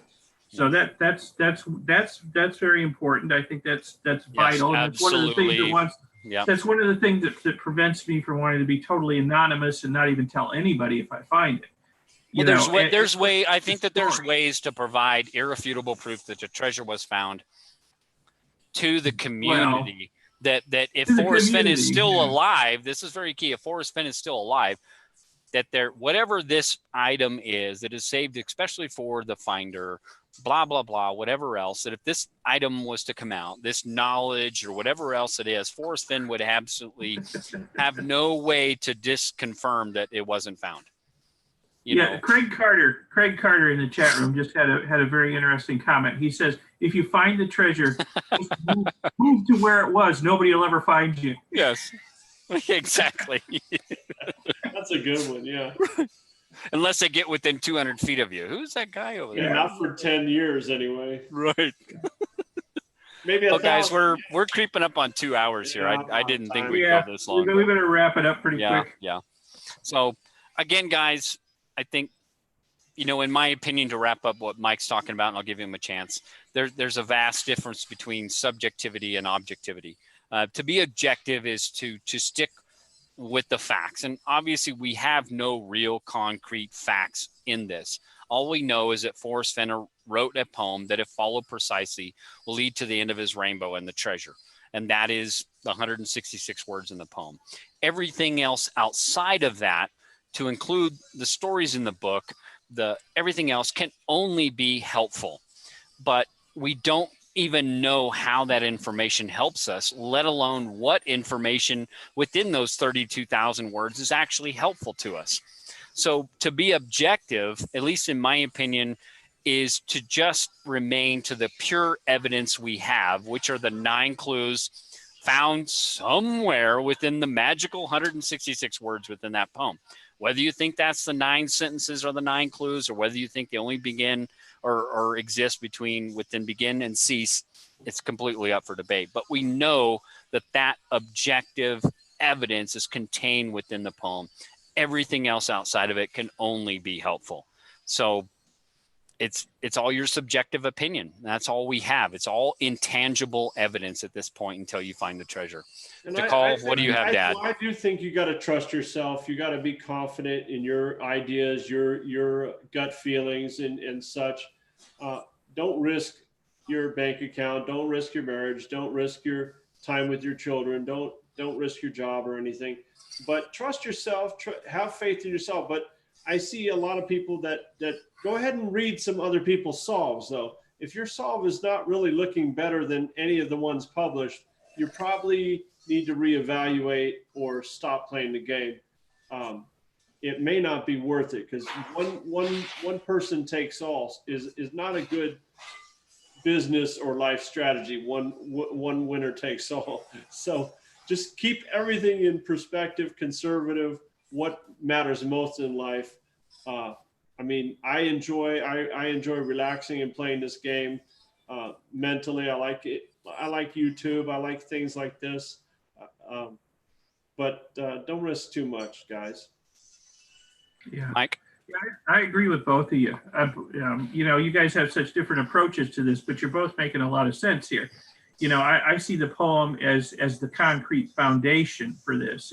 You say there's no real facts in this, but Fenn has said the poem will get you to the treasure. I take that as a fact. And there's a few other things he said that I take as facts, concrete, foundational material. The rest of it's kind of outliers, requires a lot of subjectivity. And then I think a lot of that's where, what Decall is saying comes in. Don't put too much, don't risk too much on this, especially, because you don't know what's factual and what's subjective. Don't risk too much. Don't risk your job. Don't risk your marriage. Don't run up your credit cards, empty your bank account, get yourself fired, that kind of thing. Yeah, it's just try to, and I would add, just try to enjoy it. I've been vacationing out in the Rockies 2-3 times a year, my entire adult life. And, when the chase came along, it's like, well, it's just something else for me to do while I'm out there. This is great, So, so just try to enjoy yourself along the way. And I'll tell you what, some of my solves have led me to just amazing places I probably never would have found otherwise. Just gorgeous spots. And some of them should be as well known as like the Grand Canyon or Rocky Mountain National Park. And, I'm out there, I'm the only person there, and I'm just amazed by it. I found this gorgeous spot. Okay, there's no treasure here, but hey, I'm having a lot of fun. So, Hey, if you found Concho, if you found Concho, Arizona, what the heck, dude? You could find anything. Well, I wouldn't call Concho a great find, but they don't even have a traffic light yet. But all right, guys, we're right at 2 hours. So again, I think it was a great panel discussion. Talking about objectivity versus subjectivity. Again, none of us are authorities on the chase. We're all just providing our very subjective opinions on what we think is going on in this chase. So I hope that you guys have enjoyed tonight's discussion. If you have, great, give it a like. If not, that's great. There's another button for you too. And we hope that you've enjoyed it. Be prepared for a Fensomnia this Friday evening, just to let everybody know, probably about 10 o'clock. I do those late just because there's a lot of stuff going on. It's for those people that have Fenn on the brain and just can't sleep at night. So come join me. We'll talk, and it's a fun encounter. Those shows don't ever, stay up for very long. So you know how that goes. So great, guys. Great show. We wish you all the best, and we will catch you all. Thanks for having me back. On the flip side, guys. We'll see you. Bye. Right. Oh, wait. No. How do I stop going live? God dang, there it is.